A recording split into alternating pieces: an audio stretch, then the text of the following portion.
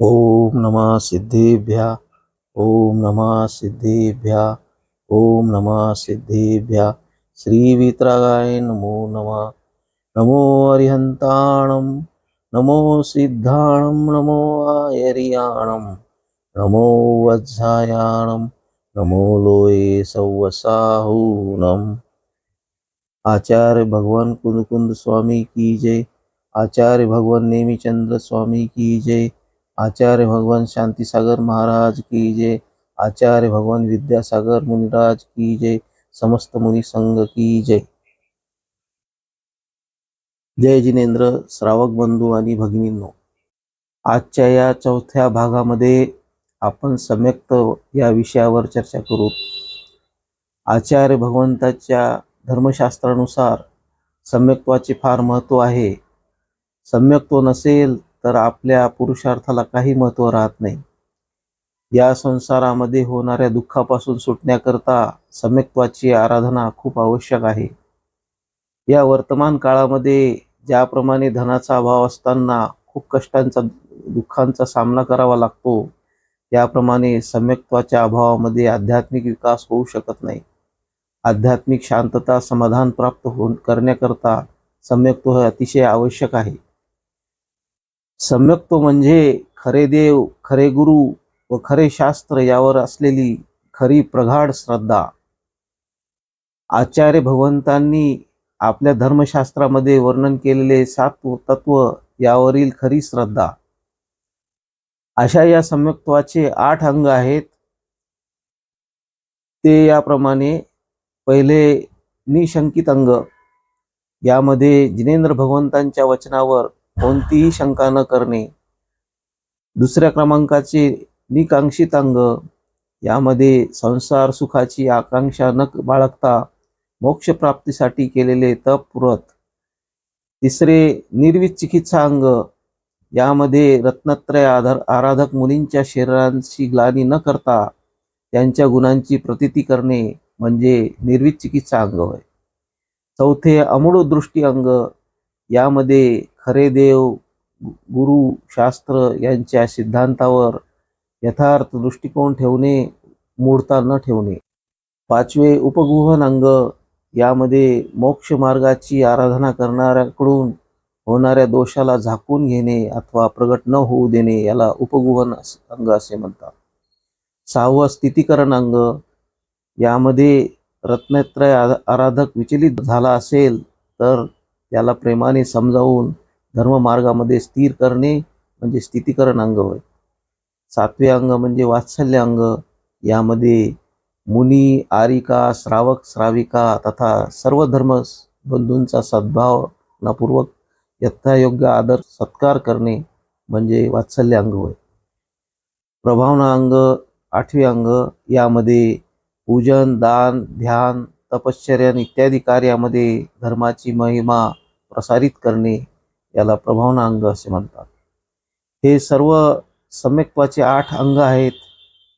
याशिवाय सम्यक्त्व पूर्ण होऊ शकत नाही। त्यामुळे मनुष्याला मोक्ष मार्गामध्ये स्थिर राहण्याकरता सम्यक्त्व अतिशय आवश्यक आहे। सम्यक्त्व मुख्यतः 2 प्रकारे होते, ते म्हणजे निसर्गज आणि अधिगमज।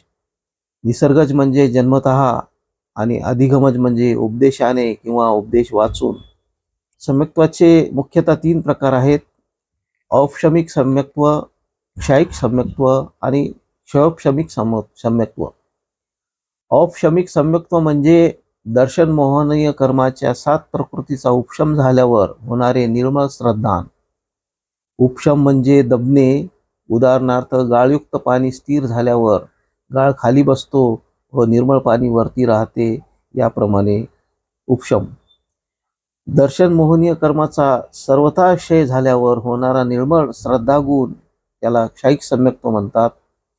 आणि कर्माची शक्ती क्षीण झाल्यामुळे त्याचा उदय असताना तो जीवाच्या गुणाचा घात करू शकत नाही, त्यामुळे येणारे कर्म क्षीण होऊन पूर्ण शक्तीने उदयामध्ये न येताच नष्ट होतात, त्याला क्षयोपशम म्हणतात। यामुळे होणारे श्रद्धान म्हणजे क्षयोपशमिक सम्यक्त्व होय। कर्माचे क्षय आणि उपशम यामुळे उत्पन्न होणारा गुण म्हणजे क्षोभशमिक सम्यक्त्व गुण होय. आचार्य भगवान उमा स्वामी विरचित तत्वार सूत्र या धर्मग्रंथानुसार 7 तत्वांच्या श्रद्धानाला सम्यक दर्शन अथवा सम्यक्त्व म्हणले आहे. ते 7 तत्व म्हणजे जीव, अजीव, आस्त्रव, बंध, संवर, निर्जरा व मोक्ष. या 7 तत्वांच्या सतत चिंतनाला धर्मध्यान असे सुद्धा म्हणता येईल. यापैकी जीव पहिल्या तत्वामध्ये 7 तत्वापैकी जीव 2 प्रकारामध्ये मोडतात. मुक्त किंवा मोक्ष प्राप्त झालेले जीव, जन्म मरण करत असलेले संसारी जीव. संसारी जीवाचे 4 गतीमध्ये जन्म मरण होते. दुसरे तत्व अजीव तत्व 5 प्रकारचे आहे. त्यामध्ये पहिले पुद्गल, दुसरे धर्म, तिसरे अधर्म, चौथे आकाश आणि 5वे काल, असे 5 प्रकारचे अजीव आहेत. तिसरे तत्व म्हणजे आस्त्रव. यामध्ये आस्त्रव मुख्यतः 2 प्रकारचे आहे. एक पुण्यास्त्रव आणि दुसरे पापास्त्रव. मन, वचन आणि काया यांची क्रिया म्हणजे योग आणि त्यालाच आस्त्रव म्हणतात. सम्यक दर्शन युक्त विशुद्धी हा शुभयोग आहे आणि मिथ्यात्वयुक्त संश्लेष परिणाम हा अशुभ योग आहे. पुण्यबंध हा शुभयोगाने होतो. कषाय सहित आस्त्रव म्हणजे सांप्रदायिक आस्त्रव, तसेच कषाय रहित आस्त्रव म्हणजे इर्यापत आस्त्रव. सांप्रदायिक आस्त्रवांनी प्रकृतीबंध, प्रदेशबंध, स्थितीबंध आणि अनुभागबंध होतो आणि इर्यापत आस्त्रवांनी प्रकृतीबंध व प्रदेशबंध होतो.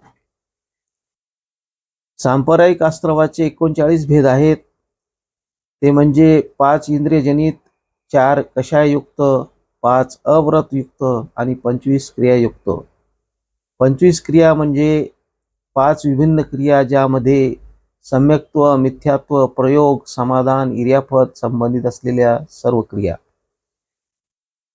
5 हिंसायुक्त क्रिया, 5 इंद्रियजनित भोग वाढवणाऱ्या क्रिया, 5 धर्माचरणामध्ये दोषकारक क्रिया आणि 5 धर्म आराधनेपासून विमुख करणाऱ्या क्रिया, अशा 25 क्रिया. जीवाला होणारे 8 कर्मबंधयुक्त आस्त्रवाचे कारण याप्रमाणे आहेत. ज्ञानावरण व दर्शनावरण कर्माचे आस्त्रव याचे कारण म्हणजे प्रदोष, निनव, मात्सर्य, अंतराय, असाधन आणि उपघात हे होय.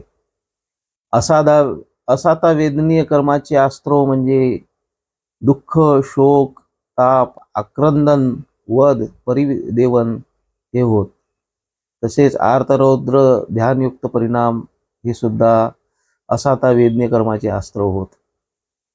सातावेदनीय कर्माचे आस्त्रव म्हणजे भूत, व्रती, अनुकंपा, दान, सराग, संयम, योग, शांती आणि शौच हे सातावेदनीय कर्माचे आस्त्रव होत. मोहनीय कर्माचे आस्त्रव म्हणजे केवली, श्रुत, संग, धर्म आणि देवांचा अवर्णवाद, तसेच 16 कषायांच्या व 9 कषायांच्या उदयाने होणारे तीव्र परिणाम म्हणजे मोहनीय कर्माचे आस्त्रव. आयुकर्माचे आस्त्रव, नरकायूचे आस्त्रव, भयंकर आरंभ आणि परिग्रह असणे. दुसरे मायाचार चिरंचायू आस्त्रवाचे कारण आहे. तिसरे अल्प आरंभ व अल्प परिग्रह हे मनुष्यायू कर्माचे आस्त्रव आहेत. सराग, संयम, अकाम, निर्जरा आणि बालतप हे देवायू आस्त्रवाचे कारण आहे. नामकर्म आस्त्रवाचे कारण म्हणजे योग, वक्रता आणि विसंवाद अशुभ नामकर्माचे आस्त्रवाचे कारण आहे. त्याच्या विपरीत म्हणजे योगांची सरलता आणि अविसंवाद शुभ नामकर्माचे आस्त्रवाचे कारण आहे.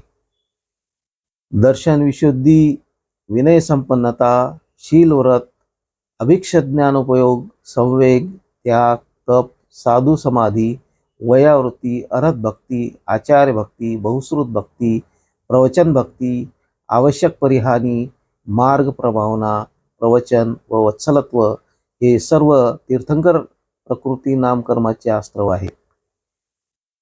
नीच गोत्र कर्माचे आस्त्रव म्हणजे परनिंदा, आत्मप्रशंसा, सद्गुणाचे उच्छादन व असद्गुणाचे उद्भावन, या विपरीत परप्रशंसा, आत्मनिंदा, सद्गुणाचे उद्भावन, असद्गुणाचे उच्छादन, नम्रवृत्ती व अनुच्छेद हे उच्चगोत्र कर्माचे आस्त्रव आहेत. अंतराय कर्माचे आस्त्रव दान, लाभ, भोग, उपभोग व वीर्य यामध्ये विघ्न टाकणे म्हणजे अंतराय कर्माचे आस्त्रव आहेत. जीवाचे पर्याय आणि अजीवाचे पर्याय याचा आधार म्हणजे सरंभ, समारंभ, आरंभ, मन, वचन, काय, कृत, कारित, अनुबोधना व कषाय मिळून 108 भेदांचे परिणाम. या पुढील बंध, संवर, निर्जरा व मोक्ष याची चर्चा पुढील भागात करूया. जय बोलो महावीर भगवान की जय. अहिंसा परमो धर्म की जय. हा व्हिडिओ आवडल्यास लाईक करा, कमेंट करा, शेअर करा, सबस्क्राईब करा. जय जिनेंद्र.